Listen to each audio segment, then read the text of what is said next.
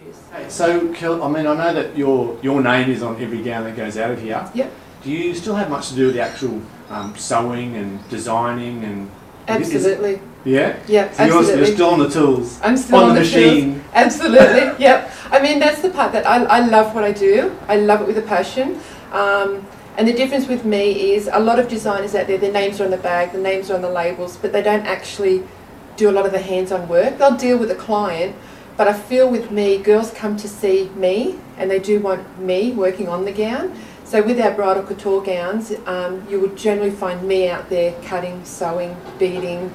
I mean, the girls do give a hand from time to time, but I do usually do the majority of all the handwork on all the couture bridal gowns. So. Right, okay. But I love that, so it's good. Cool, yeah. Unreal. So if, say someone's watching this from overseas or a different part of the country, yep. and they want to have a couture gown, yep. and they can't have you because they live too far away, yep. if they're going to pick a gown, what should they look for with a designer or off the rack? Is there anything they should particularly look out for? I think it's really important to stay true to who they are. So look for a design that's to their personality. And I feel couture designers tend to have a little bit of a signature. And my girls come to me because I do a lot of bead work and I do stuff that's different and sophisticated. So I think if they're looking for a couture designer, you've got to have a good rapport with that person too. So make sure you get along with them.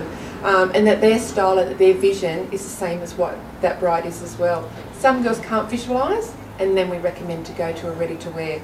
But again, every bridal store should offer a service where they can help you choose the right style and the right gown for the right occasion. So you'll do things like look at body shape and yes. size and work out the gown that's going to suit them? Absolutely, yeah.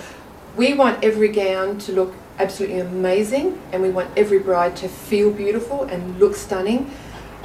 So there's no use us putting a bride in a dress that she loves but it's not going to work on her body. My name goes in this dress as well, and I want girls to absolutely love it. Sure. So we will always offer suggestions, even get them to try on different styles that maybe they hadn't thought of before. And usually when we do that, brides tend to go down our way of thinking, and you know, they probably haven't had anybody that's actually said, why don't you try this style on, this style would look good on you, or try something that they hadn't thought of. Yeah. And we do that often, and generally that's the one that they go with. Is so, it? Yeah, right. Yeah. Because I mean, I know as a photographer, I mean, I've photographed a few weddings, particularly say larger busted women, yep. and they want to go the strapless dress because it's so popular, yep. and they just struggle with it all day. They're yep. forever pulling it up, yep. they're worried about their arms, or I guess you call it boob fat. Yes. Hanging out, and you know, I've got to work really hard to try and hide that and position them. Yes. Yes. Is there ways around that? Well, I think when girls are like that and they're heavy busted, we try and steer them off the road of getting a ready-to-wear gown, because all those measurements are just pre-cut, and steer them down the road of getting a couture gown, so that way if they've put their heart set on wearing a strapless, it can be made and moulded exactly at the right levels, so we can cover what we need to cover. A ready-to-wear gown, what you get is what you see, and they're generally cut as a standard 10, 12, 14, 16, where this girl might be a 12 but might have size 16 boobs. So you want to have more in your dress than out your dress, as we say. And with us making it, we can actually raise the top of the dress and cover bits that they don't feel as confident with or as comfortable with, and then that way they're not tugging with it all day. A couture gown, they won't have to touch it. They should just wear it and look beautiful and love it. Absolutely, yeah.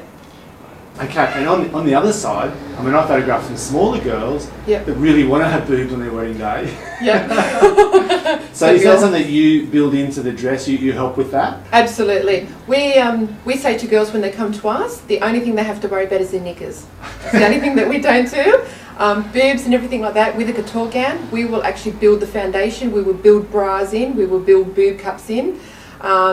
And most girls are really happy because we always increase the cup size at least by a cup, so they're quite happy with that, so they don't have to worry about that. Yeah. We're the cheapest beard job.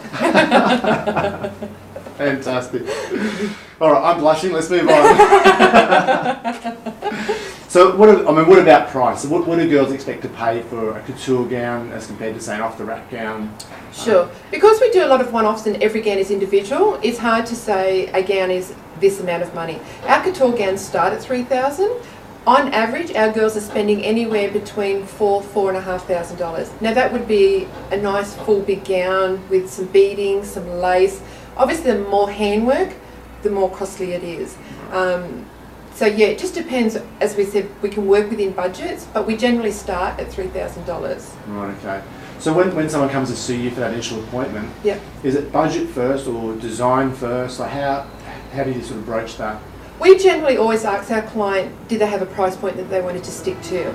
Because with being a couture designer, I can tell them or give them ideas for a $3,000 gown, or I can give them ideas for a $13,000 gown.